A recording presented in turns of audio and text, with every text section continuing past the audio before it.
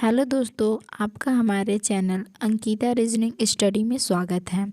आज की इस वीडियो में हम देखने वाले हैं रीजनिंग के क्वेश्चन को, जो कि एग्ज़ाम की दृष्टि से बहुत ही महत्वपूर्ण है और ये गवर्नमेंट एग्ज़ाम में पूछे गए क्वेश्चन हैं, जैसे कि एसएससी, बैंकिंग, एमटीएस, सीजीएल और बहुत सारे एग्ज़ाम में पूछे गए क्वेश्चन हैं। और इसी प्रकार के क्वेश्चन आते हैं हमारे कोई भी हम यदि गवर्नमेंट एग्ज़ाम देते हैं। तो उम्मीद करती हूँ कि आप वीडियो के अंत तक बने रहेंगे, जिससे कि आपको सभी क्वेश्चन बहुत ही अच्छे तरीके से समझ में आए। तो चलिए हम वीडियो को स्टार्ट करते हैं। हमारा पहला क्वेश्चन दिया है, यदि हम लॉस को एम क्यू भी आई कहते हैं तो ठीक उसी प्रकार गेन को हम क्या कहेंगे। ठीक है, तो सबसे पहले हम क्या करेंगे कि लॉस और एम क्यू भी आई में संबंध देखेंगे। तो सबसे पहले हम लिखेंगे लॉस, LOSE। अब देखिए, हम देखेंगे कि किस प्रकार से एम क्यू भी आई आया है। तो देखिए, एल के बाद क्या पड़ता है, एम, यानी कि +1 करेंगे तो हमें क्या प्राप्त हो रहा है, तो एम प्राप्त हो रहा है। उसके बाद से ओ है, OPQ, यानी कि +2 करेंगे तो क्या प्राप्त हो रहा है, हमें क्यू प्राप्त हो रहा है। उसके बाद एस है, एस में क्या जोड़ेंगे तो भी आएगा, STUV, यानी कि +3 करेंगे तो हमें क्या प्राप्त हो रहा है, तो हमें भी प्राप्त हो रहा है। उसके बाद ई है, ई में हम कितना जोड़ेंगे तो आई आएगा, FGHI, यानी कि 4 जोड़ रहे हैं तो हमें आई प्राप्त हो रहा है। ठीक है, तो ठीक इसी प्रकार हम गेन में भी करेंगे। पहले में जो पहला लेटर है उसमें 1, दूसरे लेटर में 2, तीसरे लेटर में 3 और चौथे लेटर में 4 जोड़ेंगे और जो हमें जो वर्ड प्राप्त होगा वही इसका सही आंसर होगा। तो चलिए हम देखते हैं। यहाँ पे दिया है गेन, GAIN। अब देखिए, जी में हम +1 करेंगे तो क्या हो जाएगा, जी के बाद क्या पड़ेगा तो H पड़ेगा। उसके बाद से ए में हम कितना प्लस करेंगे तो 2 प्लस करेंगे तो ABC हो जाएगा। उसके बाद से आई में हम कितना प्लस करेंगे तो 3, JKL हो जाएगा।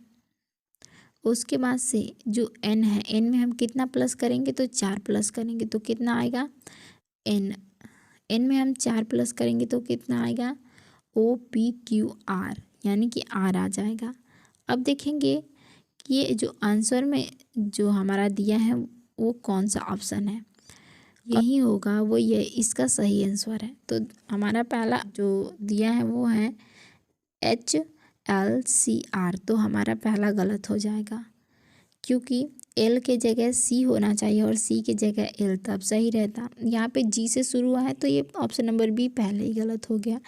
सी हमारा दिया है HCLS, यहाँ पे एस के जगह आर होना चाहिए तो ऑप्शन सी भी गलत हो गया। ऑप्शन डी दिया है HCLR, यानी कि ऑप्शन डी सही है।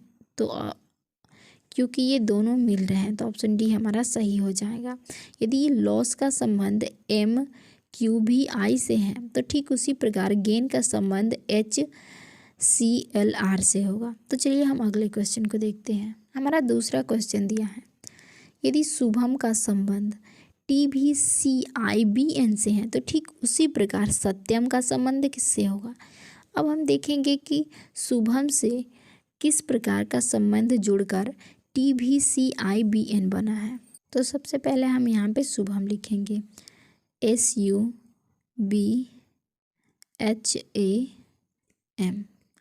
अब इसमें हम क्या करेंगे, एस के बाद से क्या जोड़ेंगे तो टी आएगा तो ST, +1 करेंगे तो हमें क्या प्राप्त हो रहा है तो टी प्राप्त हो रहा है। उसके बाद से यू पर से क्या आता है भी, +1 करेंगे तो हमें क्या प्राप्त हो रहा है, भी प्राप्त हो रहा है।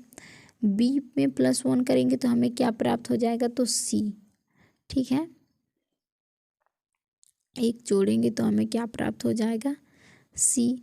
अब हम एच में +1 करेंगे तो हमारा कितना आएगा, एच के बाद क्या आ जाएगा, आई आ जाएगा।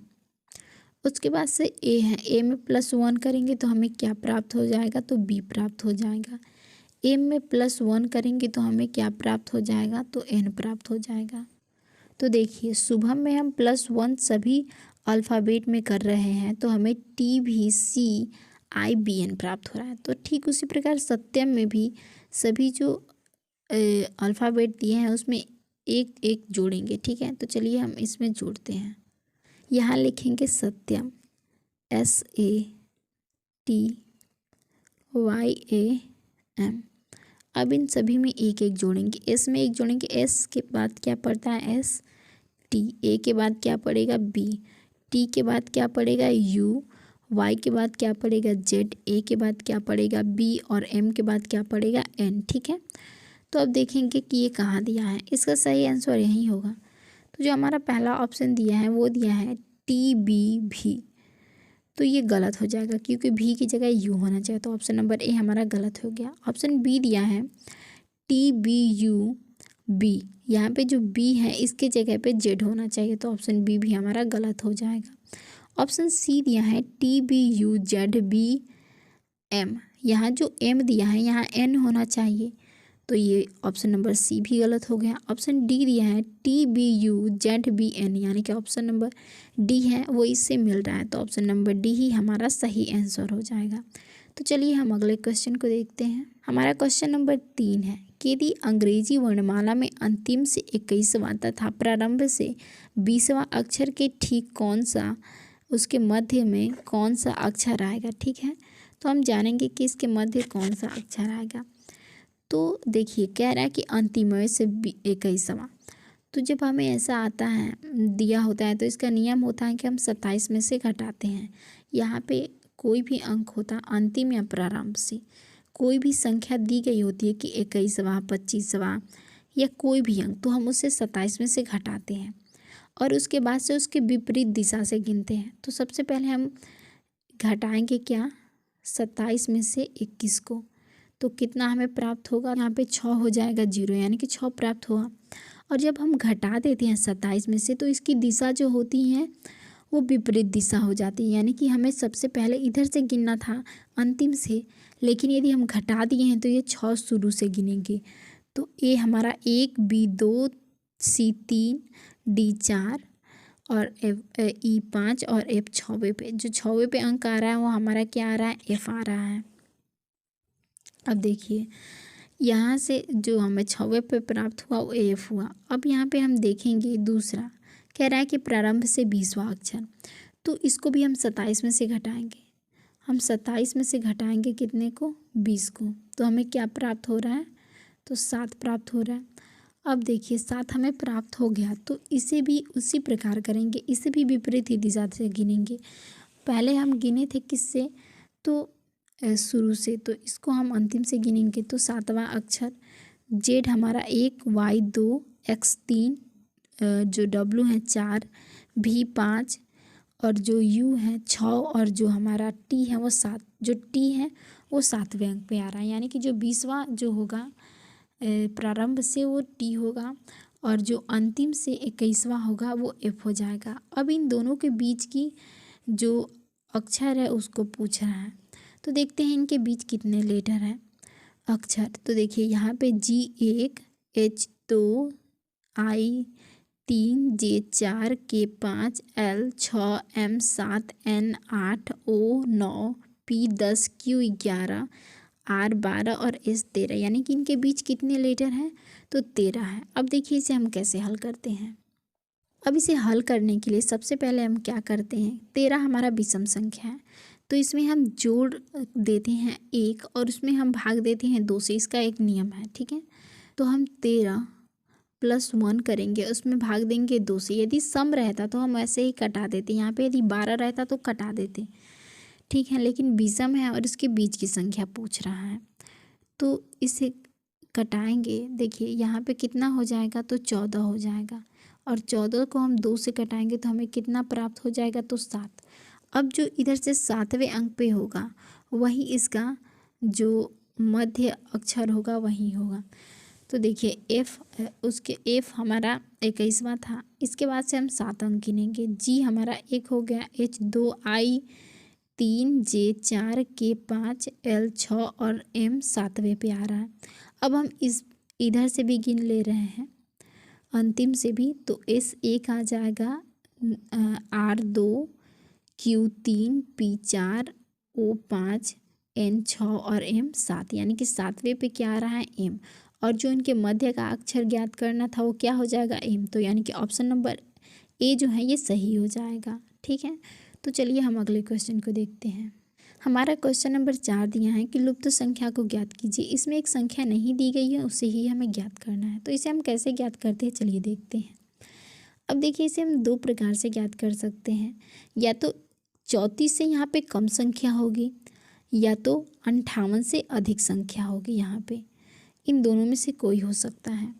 तो देखिए, हम इसे सबसे पहले इस तरीके से करते हैं। ठीक है, 34, 46 और 58 इस तरीके से हम करेंगे। उसके बाद देखेंगे कि ये कैसे आया है। तो देखिए, सबसे पहले हम देख रहे हैं कि 34 में हम क्या जोड़ेंगे तो 46 आए। तो यदि हम 34 में 12 जोड़ते हैं, 12, तो हमें क्या प्राप्त होता है तो 46। अब देखिए, यहाँ पे 46 हमें प्राप्त हो गया। अब देखेंगे कि क्या यही क्रम अगले में भी चल रहा है।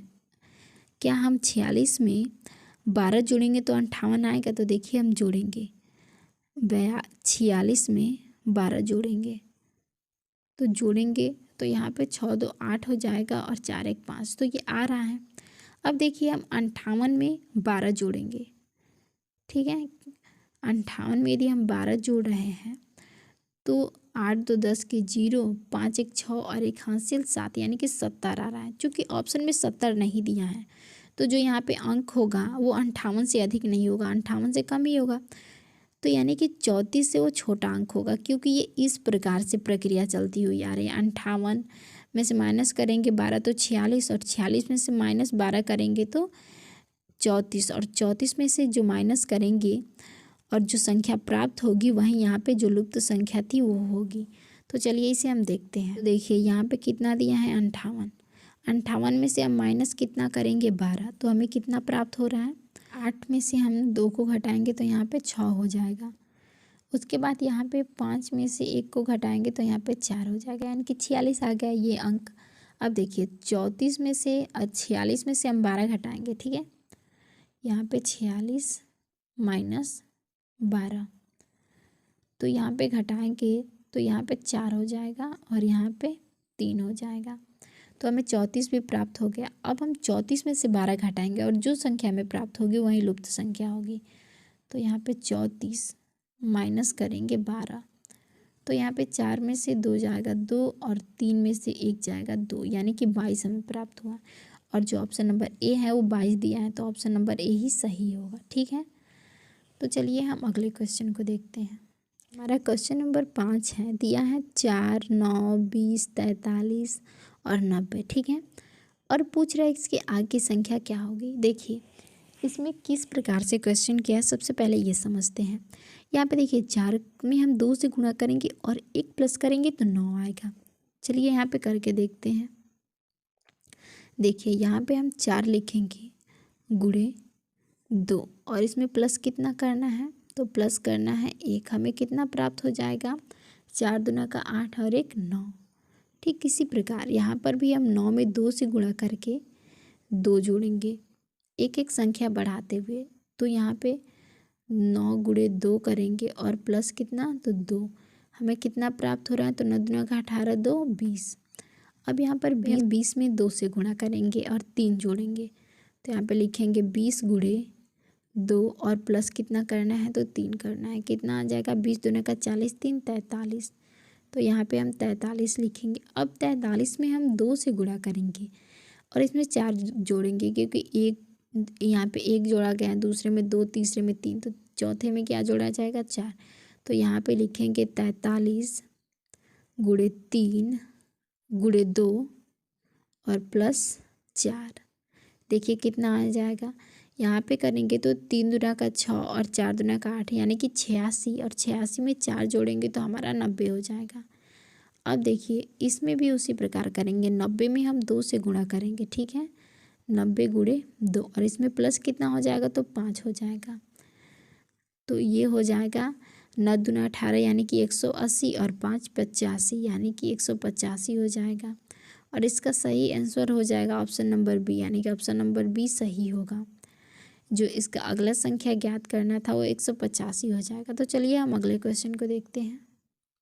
हमारे पास क्वेश्चन नंबर 6 है कि यदि प्लस का अर्थ गुणा, गुणा का अर्थ घटाना तथा घटाना का अर्थ भाग और भाग का अर्थ जोड़ हो तो हमें ये संख्या जो है उसे ज्ञात करनी है कि यहाँ पे क्या होगा इसे हल करके। तो देखिए यहाँ पे सबसे पहले हम 20 लिखेंगे, उसके बाद से यहाँ पे किस चीज़ का निशान है तो भाग को, लेकिन भाग को हम क्या कह रहे हैं तो यहाँ पे दिया है भाग का अर्थ क्या है तो जोड़ है, तो यहाँ पे प्लस का निशान।